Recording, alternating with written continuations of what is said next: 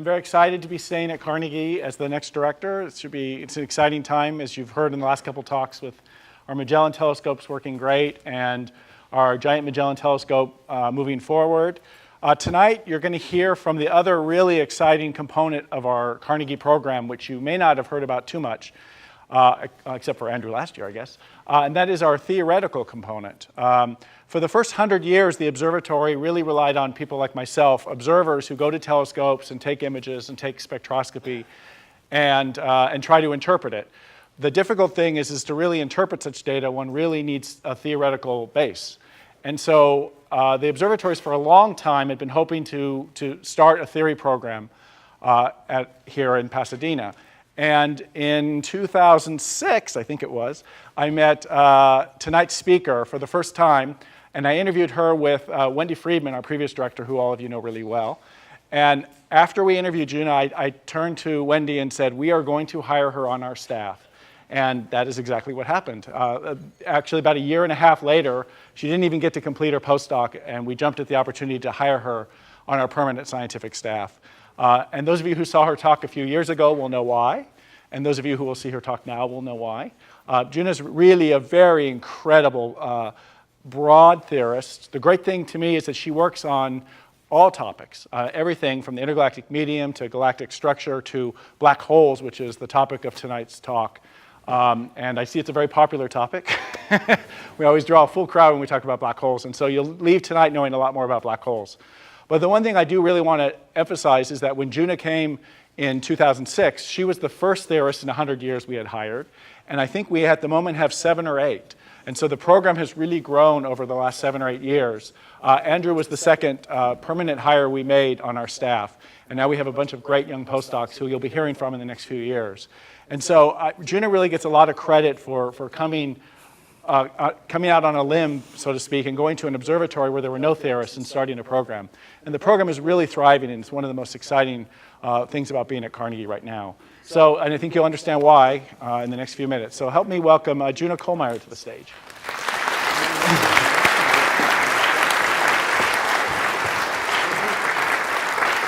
Thank you very much. So it's a pleasure to be here. How about those guitarists? Can we clap again for those?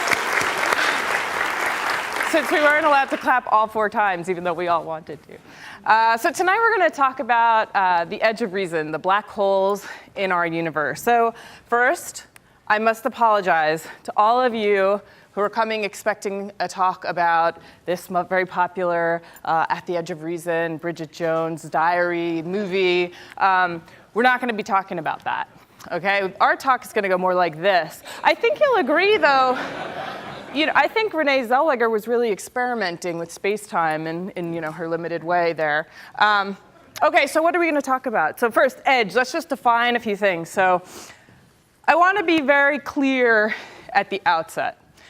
Black holes, our struggle to understand them, really constitute the very, very limits of our understanding as a species, okay? This is the limit. So if someone tells you they really understand black holes, with almost no exceptions, they are lying to you, okay? So the edge, the line or part where an object or an area begins or ends. And of course, reason, a statement or fact that explains why something is the way it is, and the power of the mind to think and understand in a logical way.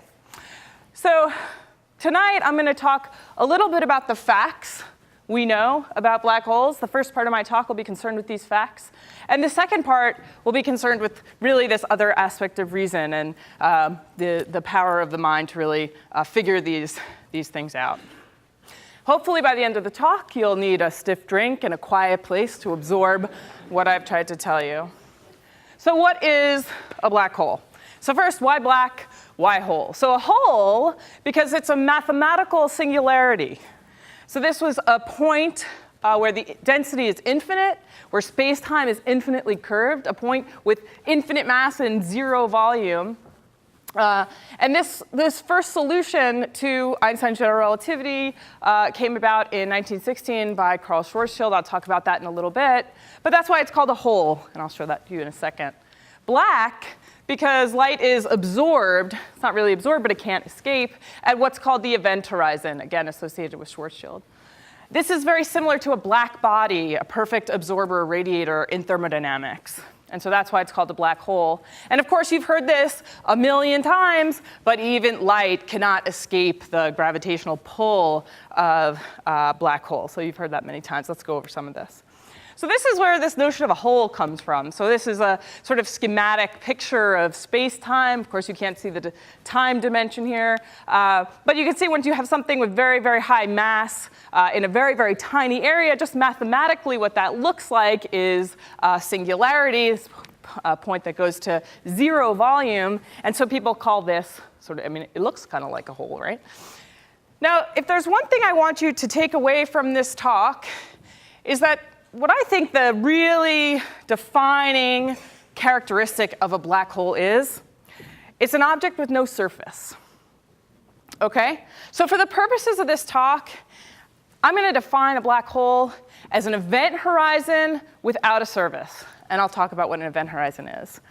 So I just want you to think about that for a second. So you're sitting in a chair with a surface, and you can close your eyes with the surface of your eyelids, and you can use your brain with its surface, okay?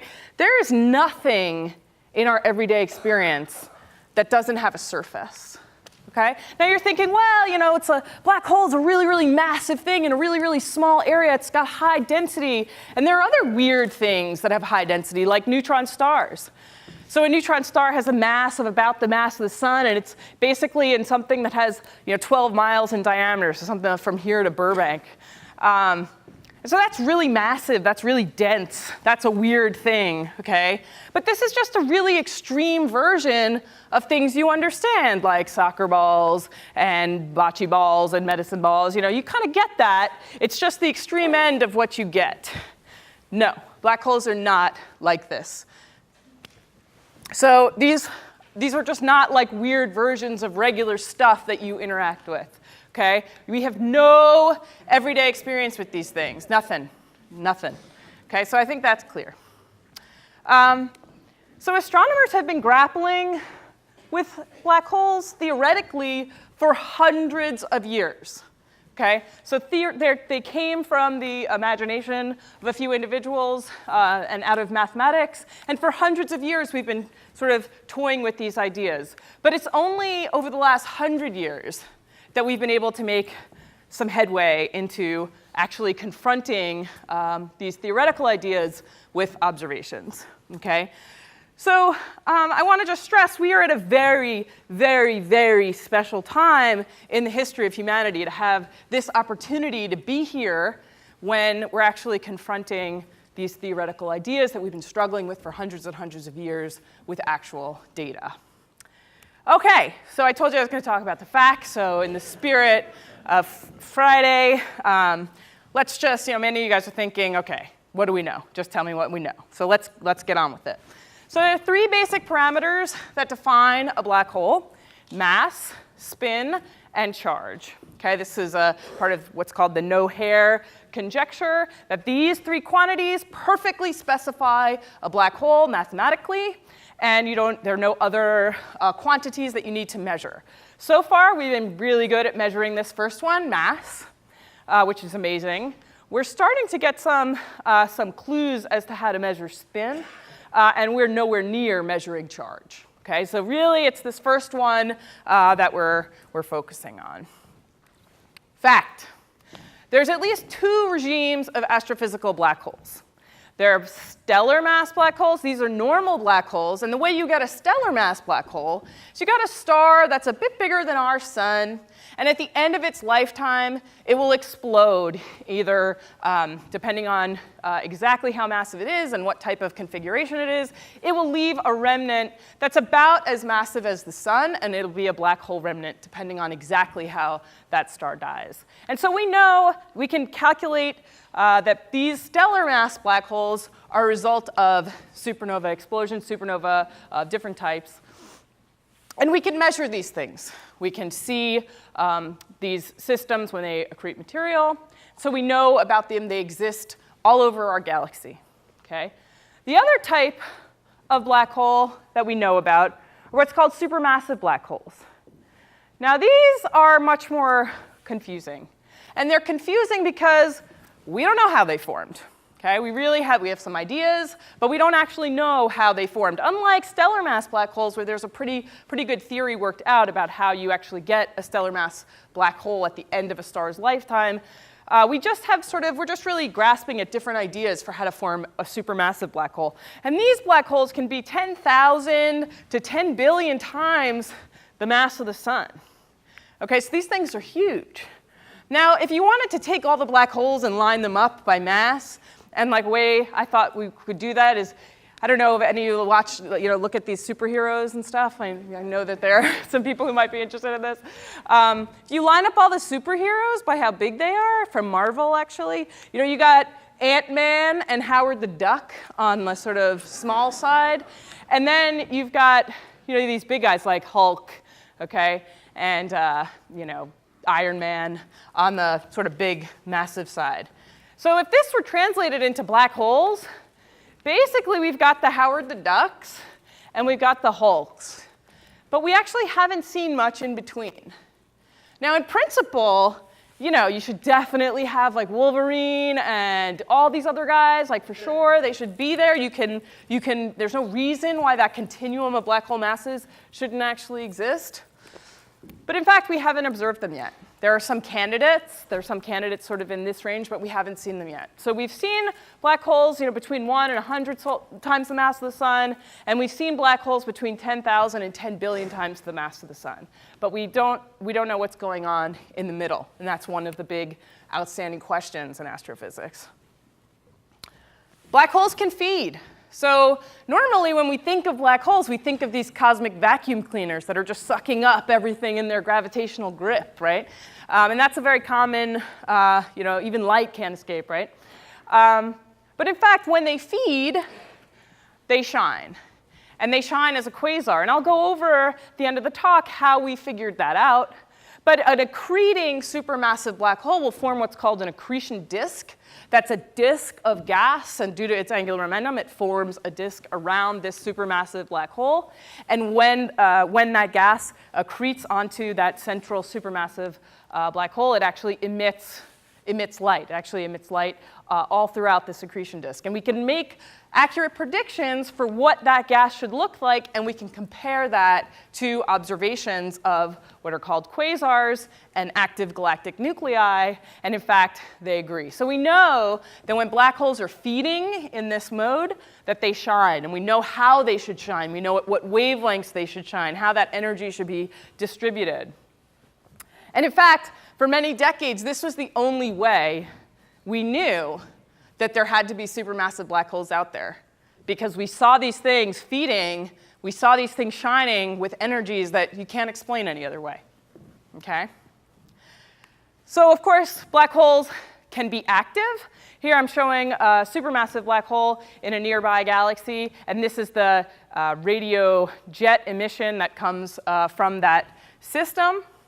And in fact, one thing to note is that when these things feed, when they feed a lot, they're very, very bright, and that's something known as a quasar, quasi-stellar object, because it looks like a star. But a star that, we don't have anything like that in our galaxy, a star that's emitting so much energy that it's outshining an entire galaxy by itself.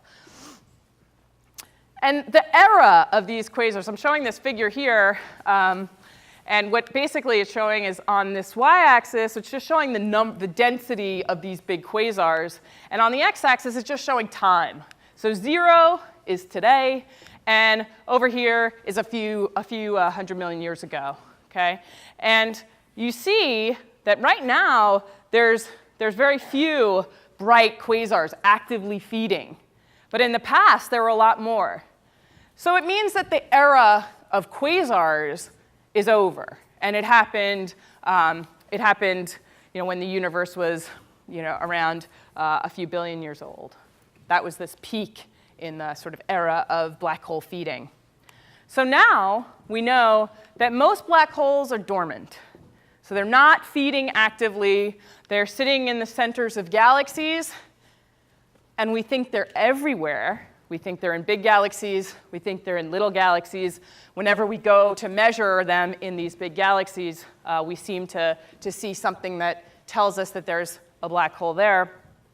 But we know most of them now are not feeding at very, very high rates. Most of them are sort of, snacking every now and again.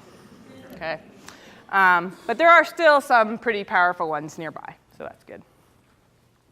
So we think they're everywhere, and I think one of the most exciting things is, there's the one at the center of our galaxy. So what I'm showing here is an actual picture of the center of our galaxy, the Milky Way galaxy. This star represents the actual center of the galaxy, and these little bullseyes are actually infrared measurements of stars, okay? And so these infrared measurements are showing you the locations of stars, and this is a picture from 1995. Okay, and this thing's gonna go in time. As people monitored the center of the galaxy, they could watch these stars move. And this movie is going to go all the way to 2013. This comes from the UCLA Galactic Center group that's led by Andrea Ghez over at UCLA down the freeway ways. And so this is this is extremely exciting because now we can watch these stars move in orbits around what looks like nothing. Okay, now we have to take a detour into gravity because that's the key to our story. So we know that the attractive force of gravity gets stronger the closer you get to an object, of course. So this is just an exaggerated version of a planet going around the sun, a planet like the Earth. And we know from Kepler and of course Newton that the force of gravity is proportional to the masses over the distance squared. Okay? And I'm not going to apologize for showing you guys any equations. You guys do math every day. Okay? I'm not going to show you anything I'm not going to make you calculate anything right now, but these equations are something that you can understand. And so never be intimidated by equations. They're very, very liberating. Anyway, so the closer you get to an object, the stronger that force of gravity. And Kepler figured out that you could figure out the mass of something like the sun if you knew the motions of an object orbiting it. And that very same principle applies here. We see stars in Keplerian orbits around a dark center of the galaxy. So it's really, really important to look at this picture and realize the implications of this, and in particular this star, which is an awesome star, because it goes around, it closes the loop on its orbit, which means that just the way you can measure the mass of the sun from knowing the orbits of the planets, you can measure the mass of that dark thing by knowing the orbits of these stars. And I think it's also important for us here to think about how lucky we are. So right now, you are just sitting a few miles away from the place where the people who made these measurements sit and do their work. You can go to sit on one of Andrea Gez's talks if you want. That's really exciting. You don't have that many moments in the history of the universe where you're so close to such an important measurement. But the key to this measurement is that it tells you that there's something about 4 million times the mass of the sun in the center of the Milky Way. And you can't see it. It doesn't give off a huge amount of radiation like a quasar. And in fact, the most recent thing that people have measured was that there's no surface. So this is a new observation from something called the Event Horizon Telescope, where they use very, very precise radio measurements to actually locate the size of the inner orbits around a supermassive black hole. This is the closest in that you can get. And I'm just showing this graph. This is just showing the basically the innermost stable circular orbit around a black hole as a function of black hole spin. And their measurement is this blue line. And that essentially tells you, and these are the theoretical models, and that essentially tells you black hole spin can be a parameter. I told you we don't know how to measure that yet perfectly, but it can range from 0 to 1 in these units. And what it tells you is that for these different models, we've basically gone, our measurements now go down to the innermost stable circular orbit, all the way up to black hole spins even as high as 0.6. So it means we're really getting down to the centers of these systems, and we're really seeing there's no light being emitted from this innermost stable circular orbit, and that means there's no surface. Because if there was a surface, like a neutron star, you would see stuff crashing into that and thermalizing and giving off radiation, and they don't see it. So that means there is no surface. So this is a very, very recent measurement, and most recently, in fact, only a few weeks ago, they made a similar measurement in another galaxy. This is for our galaxy, for the supermassive black hole in the center of our galaxy. And this is just so incredible that not only, that we're actually probing this event horizon. And this is something that the Event Horizon Telescope is allowing us to do. So going back to Joe Friday, those are some facts. And I want you to remember facts. But I think it's also important to understand, how did we come to know anything about these objects, about black holes? So, so what are the facts, and where did they come from? So we're going to go through some of the history of how we found out about black holes, because it wasn't like this, okay? So in general, science doesn't work like this. It would be so great if you just had to climb up to the top of Mount Wilson and there are the facts. But it doesn't. So scientists are not priests, not magical, and definitely not divine, although I know some of my colleagues act that way. I'm sorry. I know. Okay. It's a lot more like this. Okay? It's a lot more like mining the universe for its secrets. And the universe does not want to give you those secrets. So you have to sit there in the grime for years and years and years and years and years, and maybe you'll never find anything, but maybe you find gold, right? So I want to go over some of how we came to know what we know about these objects. So here's our gold mining timeline. This is up to 1900, okay? So you start with Johannes Kepler. And Kepler, Newton gets all the credit for early gravity, but Kepler was really an amazing, amazing individual. From measuring the precise motions of the planets, he was basically able to figure out the universal laws of gravitation, although he didn't cast them in as clear a way as Isaac Newton did. But he does this in 1609, okay? Newton's Principia comes out in 1687. 1781, Immanuel Kant publishes a Critique of Pure Reason, and we'll get back to that. And in 1784, this is the Enlightenment period. In 1784, this guy, the Reverend John Mitchell, he basically invents astrophysical black holes just from reasoning using escape velocity arguments, which I'll go through. And Laplace had similar reasoning. She called them dark stars, and this is in 1795. So there's this incredible burst of Enlightenment thinking in the 1780s and 90s that really set the stage for what people would then be struggling later. And of course, we got to go back to gravity, because that's the key to our story. Here's the Newtonian version of gravity that I showed you earlier. And of course, here's Einstein's general relativistic version. There's not going to be a test, don't worry. But this is, most of the time it's even easier, because you put C in terms of, you make all of these units 1, and then this gets really simple. But anyway, don't be intimidated by these equations. They're not that scary. But back to gravity. Again, when I showed this figure before, the attractive force of gravity gets stronger when an object gets closer, and it gets stronger when an object gets more massive, right?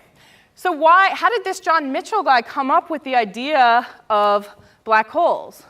Well, there was an observer, Sir William Herschel, who had just built what was then a pretty impressive telescope. It was 40 feet high, which is very impressive, and a 50-inch diameter mirror, which at that time was quite impressive. And he is observing stars, and he's seeing that some of these stars are in binaries. So John Mitchell is like, binaries, that's great, because now I can start measuring masses, and I can start measuring distances, because I've got gravity on my side. This is now 100 years after Principia, right? So he's just totally mastered Newton's laws, and he's thinking about these binary stars that Herschel is observing, and he's thinking about what to do with them. And he's just really inspired, okay? And so he's thinking, if I wanted to measure the masses of these objects, well, how would light be affected if stars were in binaries? And how would that actually, affect my measurements? And he's reasoning in terms of this escape velocity.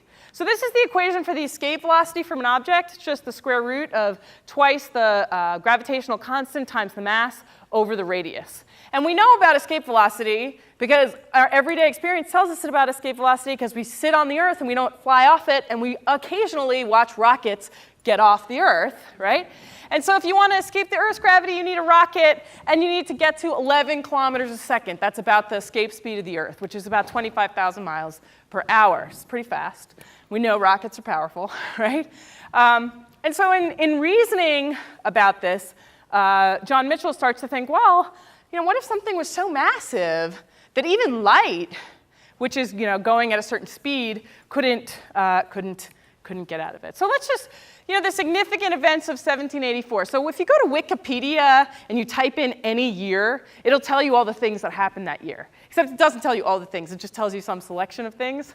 And so Wikipedia says, well, first it's the end of the American Revolutionary War. So that's good. King Carlos III of the Spanish Empire authorizes land grants in Alta California, so that's relevant to us. Benjamin Franklin tries to get people to alter their clocks, the French to alter their clocks in winter so that they could take advantage of daylight savings, and also invents bifocals. So Franklin was busy this year. Gauss just pioneers the field of summation with this formula, and he's 7 years old. 7. Okay? But what's not mentioned is that on November 27th, black holes first appear in the scientific literature. And I've just taken an excerpt for you. This is from 1784. This is from John Mitchell's actual publication. So the S's look like F's in parts.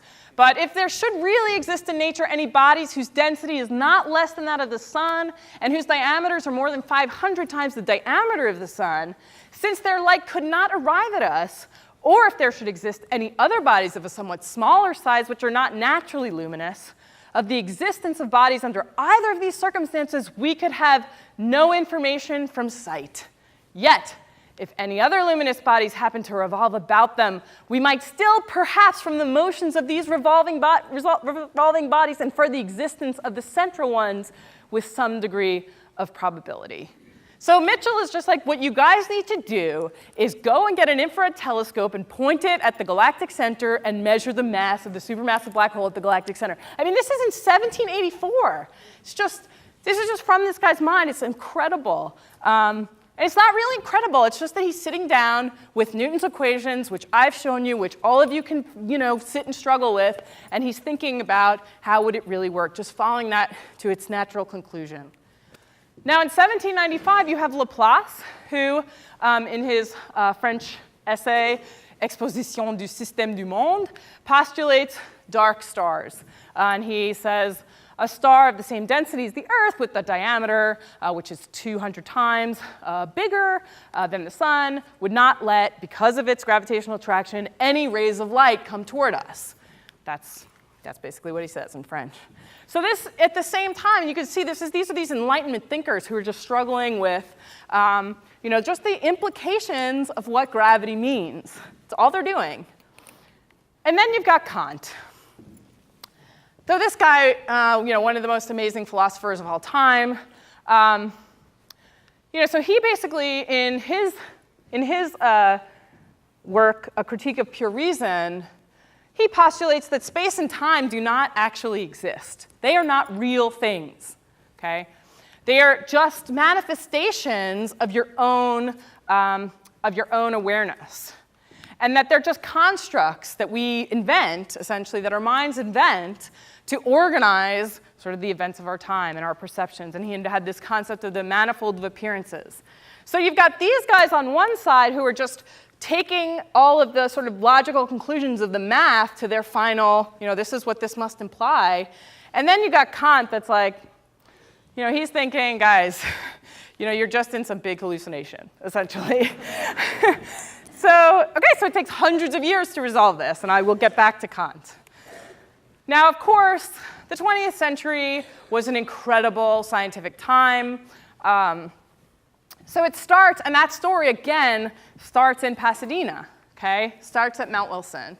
So you've got Fath, who's up at Mount Wilson, taking spectra for the first time. Of course, you've got Einstein and general relativity being invented, and Carl Schwarzschild solving Einstein's equations, which he couldn't quite do. You've got Karl Jansky, who discovers the radio signature from the galactic center, which is the signpost that there's something there. You've got the invention by Groth-Reber, and I'll go through all these in more detail, of radio detection. You've got Martin Schmidt figuring out that these quasars are actually at large distances, which means their energies are ridiculously high. And then you have people like Ed Salpeter and Don Lynden Bell that are trying to figure out how do you get those types of energies out of astrophysical sources. You also have in the 70s the Bekenstein-Hawking radiation. I'm not going to talk too much about this alternate view of black holes. It's fascinating, and there's a lot of really great work that's currently being done on this. But I'm going to stick to the astrophysical side of things. And of course, in 2004, you have Andrea Ghez at UCLA and Reinhard Genzel in Germany basically measuring simultaneously from different telescopes the orbits of stars around Sagittarius star, thus confirming the existence of a supermassive black hole without doubt. And of course, we just had in 2012 this measurement by the Event Horizon Telescope that this thing doesn't have a surface. Okay, so that's where we are. And this is where we come in 100 years. So let's just kind of go through some of that. So in 1909, you have people they're dealing with what's called spectroscopy. So they're breaking up white light, the light from all the objects in the universe, into its constituent parts and looking at the distribution of energies at different wavelengths from these astrophysical objects. And Fath was the first to do this at Mount Wilson.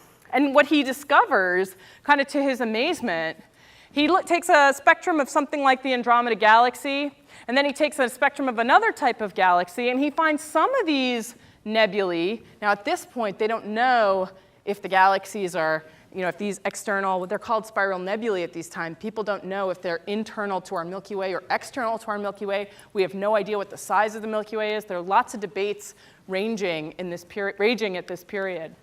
But anyway, he takes spectra of the Andromeda galaxy, and this is just a spectrum. This is just the intensity as a function of wavelength or of energy. And some of these galaxies look very similar to stars. They look like a big collection of stars.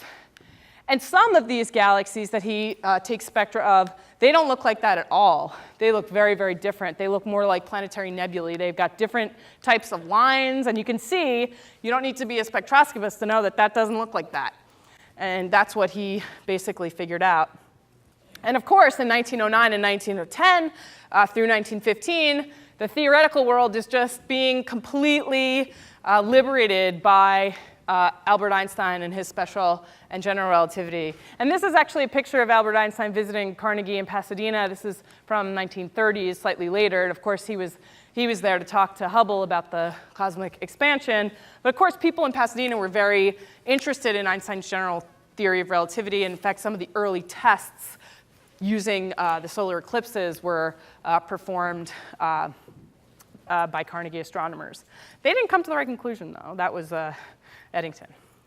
And of course, in 1916, you've got this guy, Carl Schwarzschild, who actually solves Einstein's general field equations. And he comes up with the Schwarzschild radius. So this is an exact solution of general relativity. And it basically tells you what this event horizon, what is this limit where you can't, where light cannot escape from the pull of the black hole. And it's this very, very simple equation. You can see that the Schwarzschild radius is proportional to mass. And this is in 1916. So for an object about the mass of the sun, the Schwarzschild radius is about 3 kilometers. So not that big. For something 10 times more massive, it just goes like the mass. It's just 10 times larger. So really easy to figure out the Schwarzschild radius. So just remember that. For an object the mass of the sun, 3 kilometers is the Schwarzschild radius, and then you can figure out the Schwarzschild radius for any mass. Okay? And so in continuing and sort of people struggling with these galaxies, again, you've got Carnegie astronomer. In 1943, you've got Carl Seifert, who's up at Mount Wilson again, and he's looking at all these different types of galaxies, and I've just shown a medley here. And what he says is that, some of these galaxies are not like the other galaxies. Their centers look very different their spectra look very, very different. And in fact, he's looking at the broad emission lines coming from the centers of these galaxies. And these emission lines are thousands of kilometers a second wide. How do you get a line that broad? What kind of dynamical entity is at play that would broaden the lines in such a way? And of course, this is the 40s. The 30s and the 40s were pretty tough time on the world. But after World War II, there's just an explosion of radio astronomy, of course, from the expertise that people had gained during the war. And you have Karl Jansky first making measurements.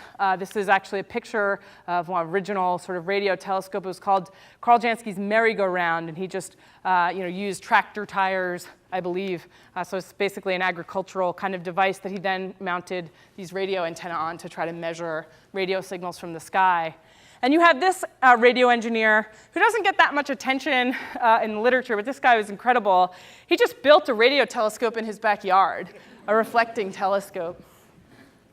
And in fact, this guy would really transform things, because he would make the first radio map of the whole sky, okay? And he called this cosmic static, right? So he was looking at the sky, at this radio emission, and he knew that this was not coming from any kind of local sources. And he basically says, from this big map, the foregoing observations confirm previous evidence that radiation in the radio spectrum is apparently coming from the direction of the Milky Way. In fact, this is basically finding, again, similar to Jansky, who discovered this radio emission from the sky. He's figuring out that the center of the galaxy emits in radio waves. But you can see this is sort of the scale of the sky, and this is the radio emission. It's like huge on the sky. I mean, this is not a local kind of point source like what we're talking about. And so one kind of side note, so there was an AppJ editor at the time, Otto Struve, okay? And he couldn't find a referee for this paper, for either of these papers in 1940 or 1944, because it was too much engineering for astronomers and too much astronomy for engineers. So he just basically decided that it was better to let a bad paper through than reject a good paper, which is still the prevailing wisdom at AppJ, which, sometimes you have to read a lot of bad papers. But thankfully, that was the attitude that he took, because he just decided himself to let these papers into the Astrophysical Journal.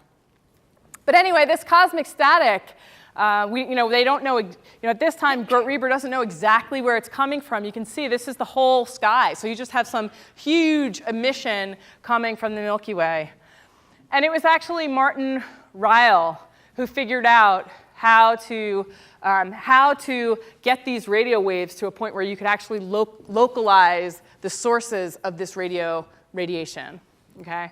And so he basically pioneered radio interferometry, and then was able, because you could pinpoint radio sources, you can now say which optical sources, which sources you could see with your eyes and with telescopes, with optical telescopes, also corresponded to radio sources. And in fact, he publishes, this leads to the publication of the third Cambridge Catalog of Radio Sources, which is a very, very important catalog of very bright radio sources and quasars. So Martin Ryle sort of focuses things, but then it gets really confusing again. And why does it get confusing? So this is from a paper by Burbage in 1959. And all through the 60s, all through the 50s and 60s, people just did not understand. Now that they could connect the radio sources with the optical sources, they just did not understand how you could get the estimated energies that they were getting. These were energies, here we got in coma 4 × 10⁴ ergs. Just tremendous energies, and people did not understand how you could get that. And of course, by this time, we know that the galaxies are extragalactic, so we know that these are very, very high energies. We don't know exactly how far they are away, but we do know these energies are very high, okay?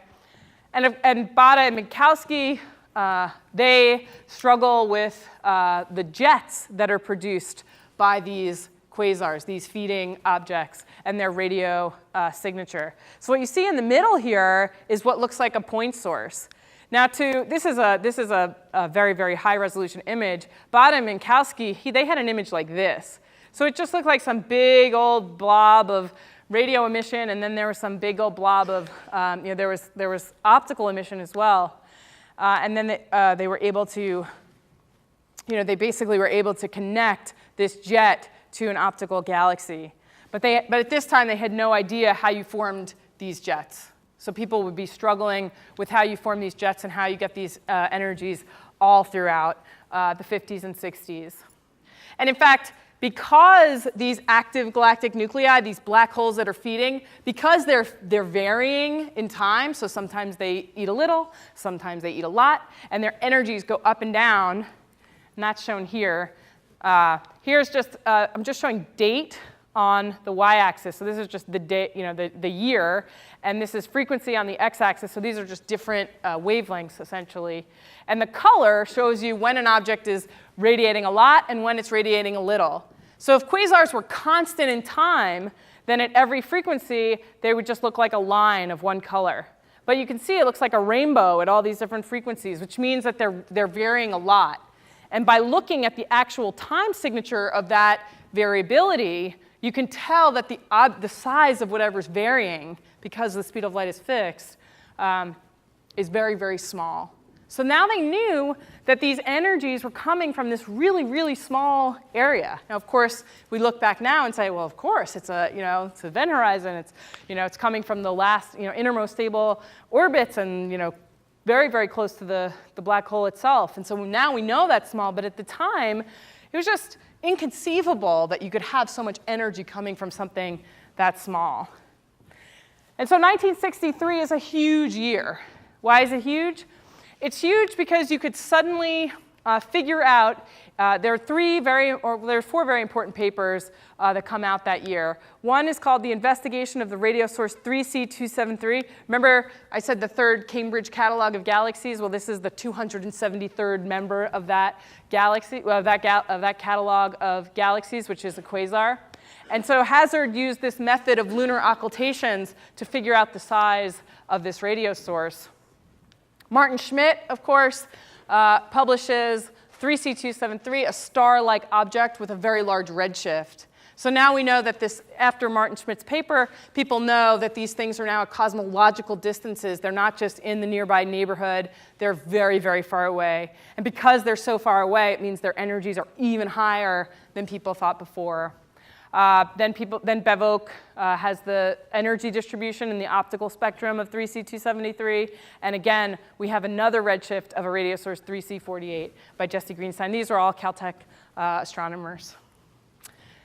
So of course, this gets Martin Schmidt on the cover of Time. This is a huge problem. They didn't understand how people had taken a spectrum of 3C273 and just didn't understand what they were looking at until they realized that if you redshifted the lines, it was just the hydrogen spectrum redshifted. And so it turns out that 3C273 is at about its redshift is 0.158 C, or 500 megaparsecs away, 47,000 kilometers a second, receding away from us. Okay, so that means the energy associated with 3C273 is not 10 to the 40, it's 10 to the 60. Okay, and it just looks like a star. So this is just now even weirder, than anything people had been confronting. How do you get something with a luminosity way bigger than a galaxy into something the size of a star?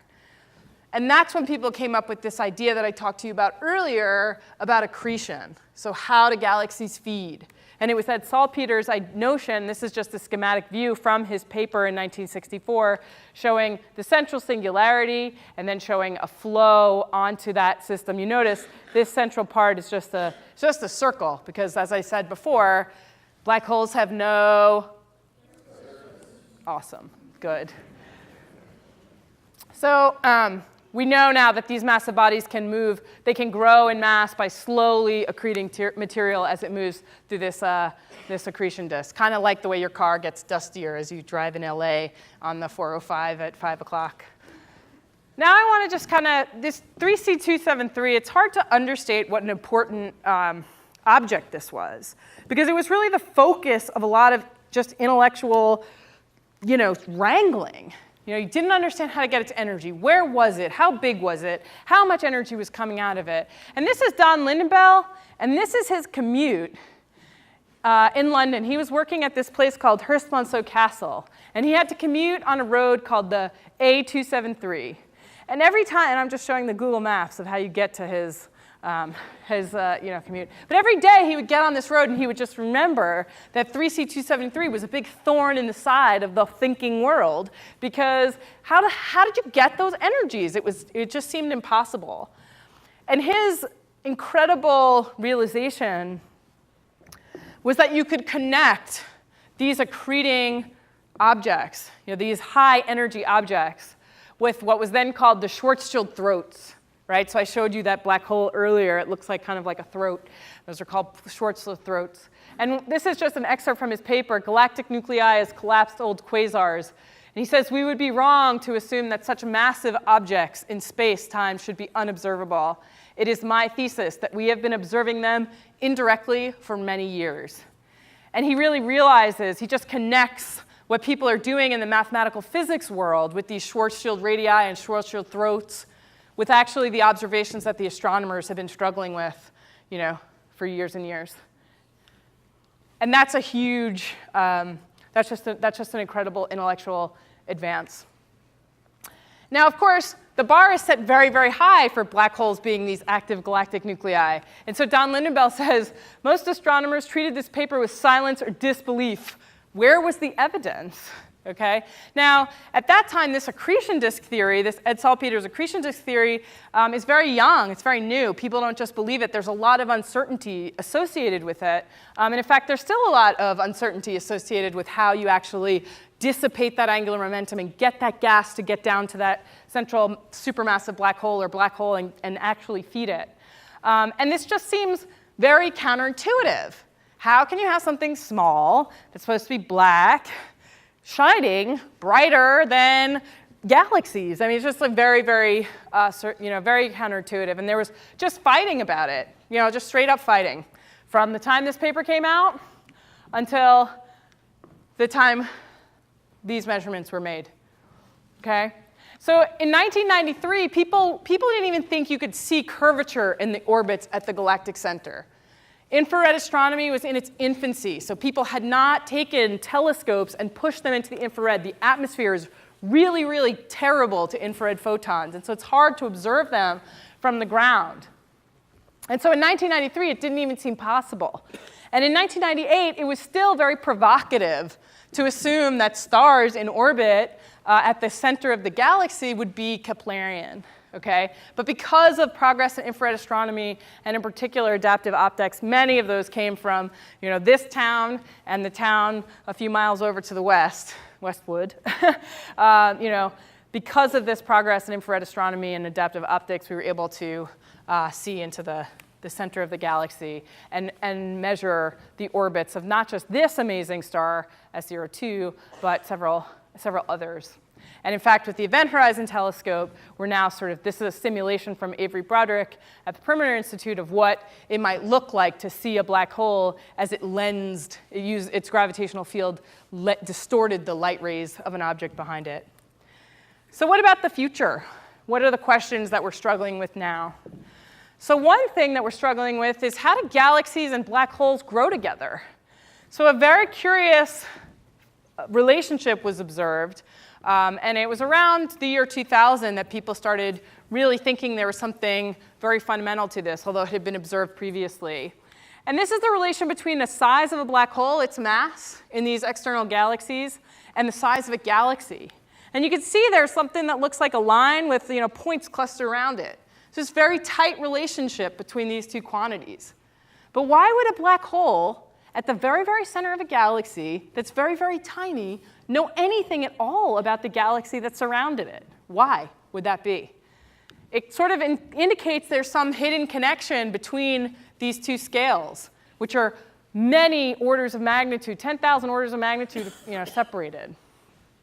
And this is just a still from a simulation of two galaxies colliding and showing what galaxies colliding would look like. And if all the galaxies have black holes, then all those black holes should be colliding.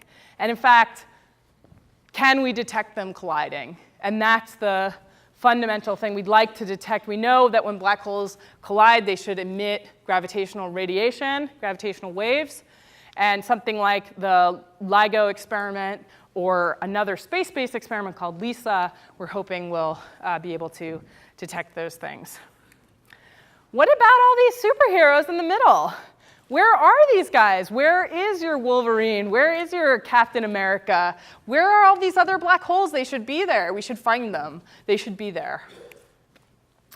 And as Don Lindenbell said, few, if any of us, will make a prediction only realized 200 years later. Mitchell's imagination invented black holes. We are lucky to live in an era when they have been discovered. And so now I'm just going to end with not Kant, okay? So the observations of black holes really show, it just really destroys this notion that the world is not real. It is very real. These objects emerged, they fell out of mathematics that describe the real world, maybe has a tighter correspondence to the real world than we even appreciate, and that's topic. Mathematical physics is a topic of another lecture. But these are not things that just help us organize our experiences. They bear no resemblance to our experience. We have no intuition for these things. They just come out of thought. They come out of mathematical insight and thinking about things really, really hard. And so, Kant wasn't right about this, and I strongly feel. And black holes tell us this. So, black holes in space-time, that's all I've got for you tonight. So now you can ask me whatever questions you want. And if you need to get in the covers and really try to imagine, four-dimensional gravity, then I fully endorse that.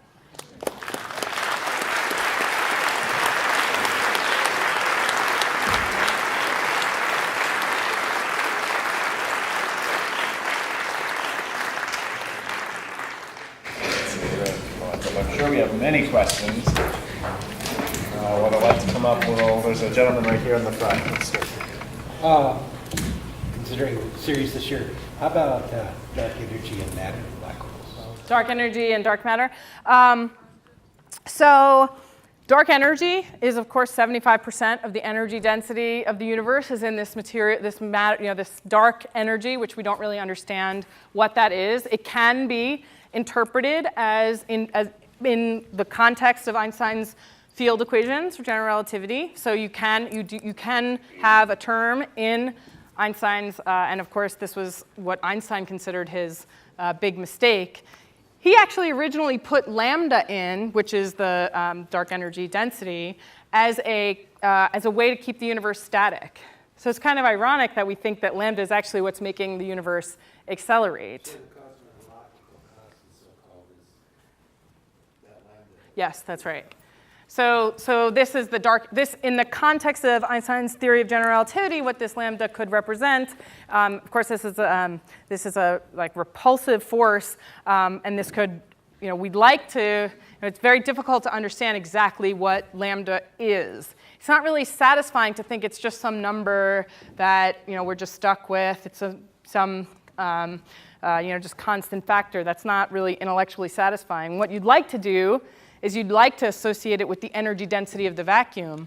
But when you try to do that in quantum mechanics, you don't get the right value of lambda out. It's very different, off by over 100 orders of magnitude. And so we don't really know what lambda is. This is an active area of research. Dark matter is a little easier. We got some good ideas about dark matter. So dark matter is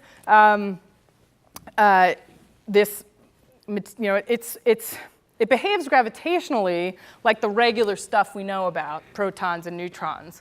Even though we haven't detected it, it doesn't interact with regular matter the way protons and neutrons interact. So we haven't detected it directly, but we've measured the motions of stars, and we've detected it indirectly, and we've measured the cosmic microwave background, and we've detected it indirectly there. You need dark matter in order to produce the pattern of microwave radiation that we see in the sky. Okay, that fills the universe. You need that dark matter there, or you don't get the fluctuations that you see in that pattern. And so with dark matter, there's a lot of good ideas for different particles that it could be, and we just would like the satisfaction of detecting it. With dark energy, and there are plenty of different theories about that, particle-based theories, supersymmetric theories, lots of different good ideas about what dark matter is. With dark energy, we're in a little bit more of a tough situation, which makes it a really exciting area of research because, wow, that seems like big low-hanging fruit, 75% of the energy density, but it's pretty hard. And so it's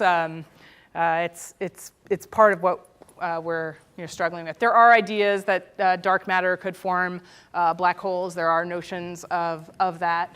And if you had the dark matter density high enough, you could get a dark, you could get a black hole that way. So we don't know what the dark matter is, but if you had dark matter that was near the event horizon of a black hole, then gravitationally it would be attracted to it. And we'll have an advertisement in 2 weeks. Bob Kirshner will be giving a talk about dark energy, so we'll get a chance to learn a lot more about that in a couple weeks. Let's go up there, gentlemen. There. I think I remember reading about a year ago that a black hole in our Milky Way, Sagittarius A star, That's right. was getting ready to feed. Oh, yeah. Oh, yeah. This was a big deal. We got all excited. Yeah, that's right. So, because it didn't eat anything. Okay. This is G2. So you had a gas cloud on what looked like a Keplerian orbit around the black hole. Now, if you just have regular gas that's not in any kind of bound object, it just gets like ripped up, or it just does some random stuff, or not random, but it does some hydrodynamic stuff. It doesn't go on Keplerian orbits around anything. So there were some of us who did not think that it was going to feed the black hole based on this. But it was pretty exciting because we didn't really know what this object was.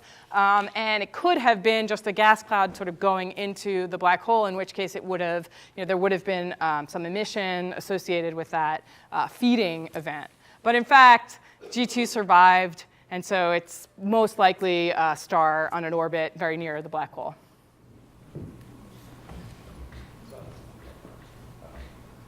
So if I get this right, black holes are protrusions of 3D space into 4D space. So if you think of it, if you go back to 2D, because I like going down dimensions, it makes it easier to visualize. If you have this, you can basically chop it up into slices to see what some two-dimensional thing would see if you could actually see while it was in a black hole. So basically, if you throw something, could something actually, if something goes in there, would it be still actually in 3D space? This is the information paradox. You've hit upon it, my friend. Absolutely. So it's not clear what happens to something when it goes in a black hole. So for a long time, we had this idea that if you went into the black hole, right, feet first, that you would get spaghettified. Right? And the reason is because at your feet, the gravity would be so much stronger than at your head that it would just stretch you apart. Okay? But now we think that, as you remember when we're doing those slices, when we're getting down in there, space-time is getting more and more curved itself. So in fact, you're getting crushed in on yourself. And we have, some good string theoretic ideas about what actually happens to you, what happens to the information that you are. And we don't, there's famous debate about this. This is called the information paradox. Does information actually get destroyed in a black hole or not? And string theorists think that it does not, in fact, get destroyed. And so that's that alternate view of black holes that I was referring to earlier, but I didn't get a chance to talk to tonight. But I just want to encourage you to keep thinking that way, because you've got an excellent mind, young man.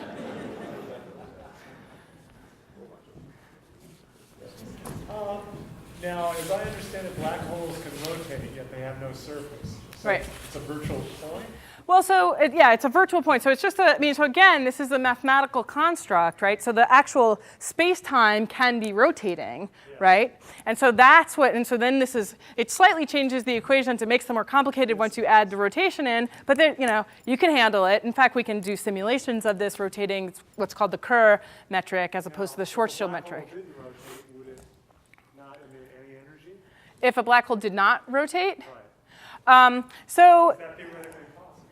when you say emit energy, are you referring to the accretion? X-rays come off a black hole. Yeah, so even a Schwarzschild black hole, if it's accreting material, so what you're seeing is the innermost stable orbit of that gas that's crashing into itself. So that radiation is, there's other radiation called Hawking radiation, which is coming from the black hole. It can evaporate them. But the radiation that I was talking about is from this accretion disk, which is happening at much larger scales. And so, in fact, you can still have an accretion disk around a non-rotating black hole. And we don't know, we'd love to measure the spins of black holes. And in fact, one way to do that is to try to look at the detailed shape of the X-ray emission. As you get closer into the black hole, the energies that are emitted are higher and higher.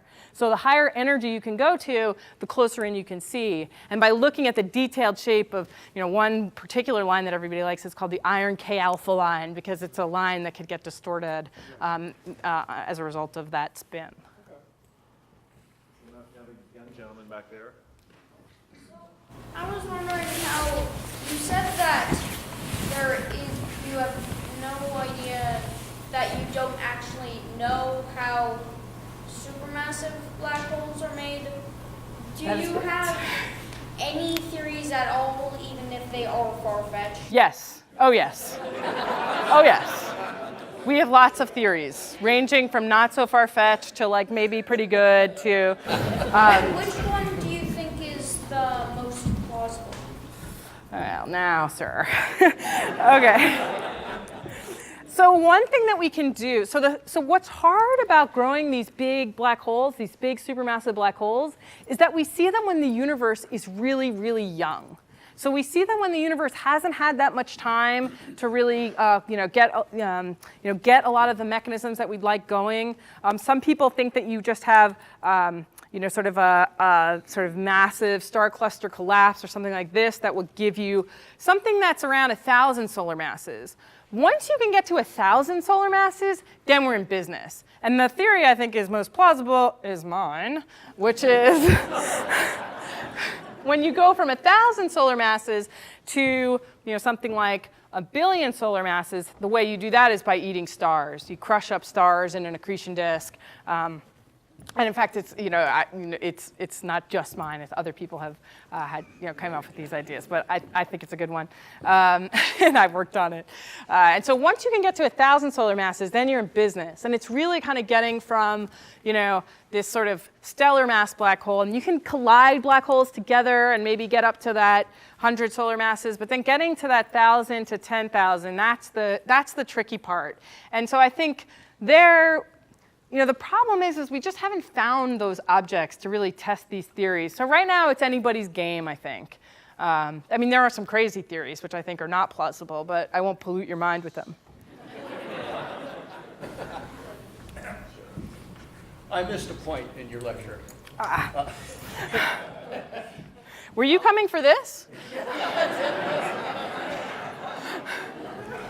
How can, as the matter accretes around the event horizon, how can that be brighter than the entire galaxy? So this, you got this innermost stable. So okay, you've got this gas accreting into this system, and the gravitational force of that black hole is extremely high, right? So it has to lose a lot of energy to get to that innermost stable orbit. Okay, and that's how you get these very, very large luminosities, because you have all of this matter that has to lose all of its. First of all, you have E equals mc squared, right? So you have a lot of energy associated with that sort of conversion from that gas, that gaseous material to the mass of the black hole. And so that's a big, big number that sort of that comes out, right? Because c is a big number, and you square it and get a really big number, and that's sort of consistent with the numbers you see when you make those observations. And in fact, you can do better than that, not just the total energy, but you can actually look at the distribution of that energy in frequency space, and you find that that actually matches our observations of these objects in frequency space pretty well. But they're still, I mean, they're still puzzles. I would say this is still, it's relatively early days. I mean, think about, even though we've been observing, first of all, we've only been observing these systems for 100 years, and we've only really kind of understood what they are for, of order 50. And so I would say, in the sort of scientific timescale, that's pretty short. Thank you. A two-part question. One, the supermassive black hole at the center of our universe, does it define the center of our universe? No. It's just the center of our galaxy. So it could have been off center, right? So it happens that the radio emission that you see, it happens that it actually corresponds, and those infrared stars that are going by, that dynamical center actually corresponds to the center of our galaxy. But it could have been slightly offset, because our galaxy has a lot of stars and dark matter that, the gravity of the black hole is pretty insignificant compared to the gravity of the whole galaxy. So do we see the black holes as singularities stationary, or are they moving within the galaxy? So the stellar mass black holes are moving within the galaxies. The supermassive black holes can also be moving within the galaxies. There are models for these intermediate mass black holes that we haven't found yet. Those would be moving in star clusters probably in the galaxy. So no, they do not have to be stationary. As well as we've measured so far, our supermassive black hole is at the actual dead center of the Milky Way, to the extent that we can measure that. But in principle, if another we're going to collide with Andromeda, for example, and there'll be a period of time during that collision when the black holes will not be at the center, although they very quickly will find a new dynamical center and merge there. So one more question, and then this gentleman here. What would you expect to see if two black holes collided with one another? That's a great question. So the most important thing that we could possibly see is the gravitational radiation associated with that. So if you have two black holes, two supermassive black holes, or even two stellar mass black holes colliding, that'll give a specific signature in gravitational waves that we would hope to detect either with something like LIGO or with future gravitational wave experiments. Certainly you would hope to detect that. If they actually have, we're not sure what the electromagnetic counterpart to that collision would look like. It depends on the gas, because the space-time, the collision of the two singularities gives off these gravitational waves. But what does the gas around those things look like? I mean, that should be a pretty incredible event. And in fact, one of our postdocs, Tony Pyra, who I think is in the audience, he actually works on the electromagnetic counterparts to these collisions. And so, I would say it's still, I would say the most exciting thing we could see probably is the gravitational waves, but we'd hope to be able to localize those waves with some type of a cosmic explosion in the gas that might be associated with those. So I know we have more questions. If you have them, please come up. I'm sure June will be happy to answer them. And let's thank her again.